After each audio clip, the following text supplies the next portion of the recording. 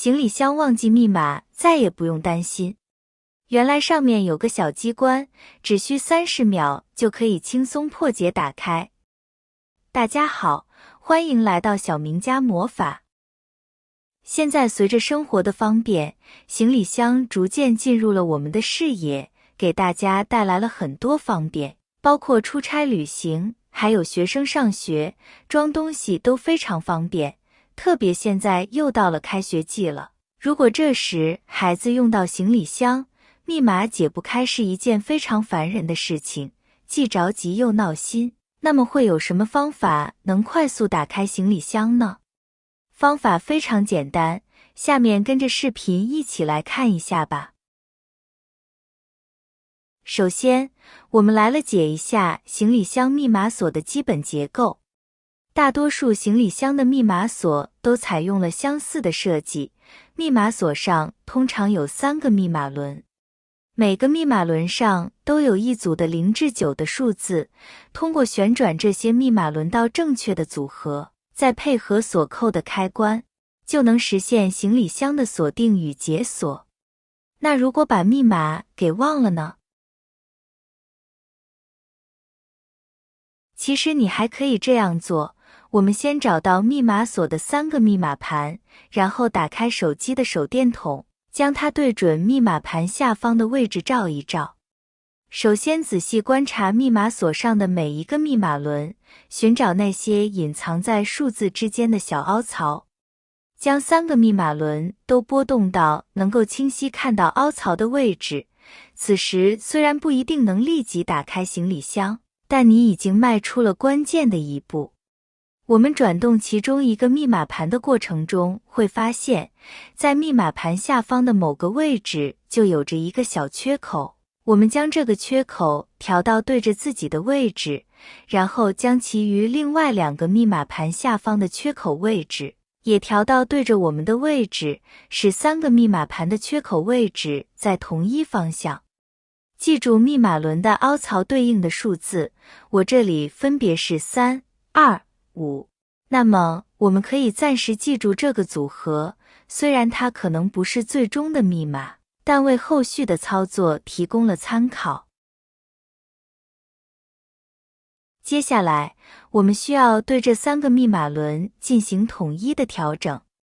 一般来说，往左或往右拨动都是可以的，但为了确保操作的连贯性，一定要选择同一个方向拨动。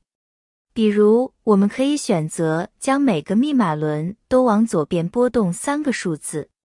这样，如果之前的凹槽对应数字是3、2、5，那么调整后的数字就变成了6、5、8。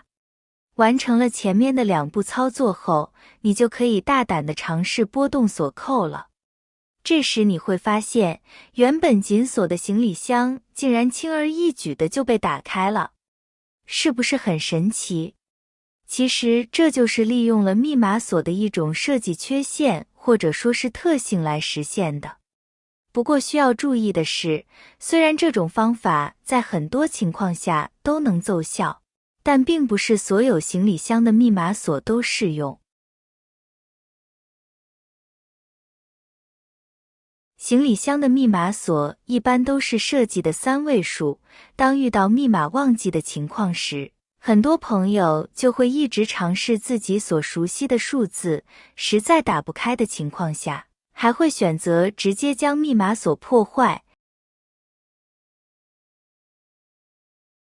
亲爱的家人朋友们，制作视频不容易。如果您喜欢我的视频，麻烦您动动发财小手，帮我点个赞支持一下吧，您的支持是我前进的最大动力，感谢大家的支持。还有一个办法就是，我们需要找到一个可以调整的小型工具，比如一个简单的钢丝。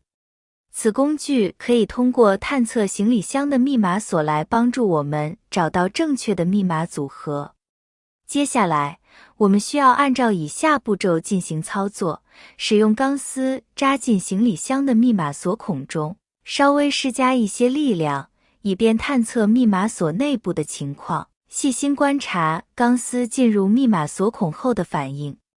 如果你感觉有一些阻力或者卡住的感觉，这表明你已经找到了一个数字位置。然后再次使用钢丝轻轻地向上移动，直到你感觉到一个更强烈的阻力。这是另一个数字的位置。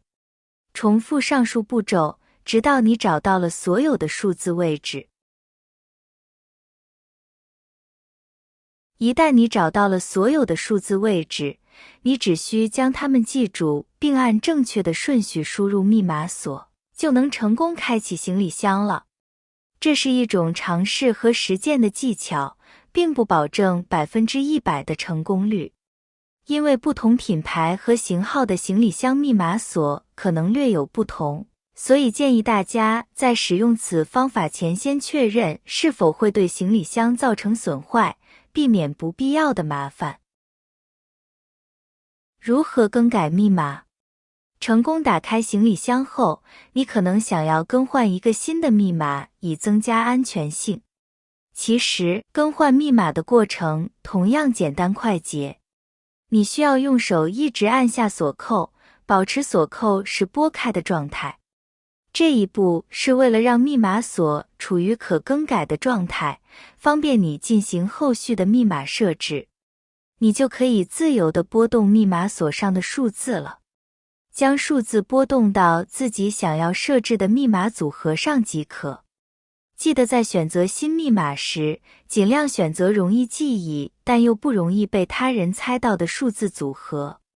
查看一下你的箱子上是否有标签或说明书。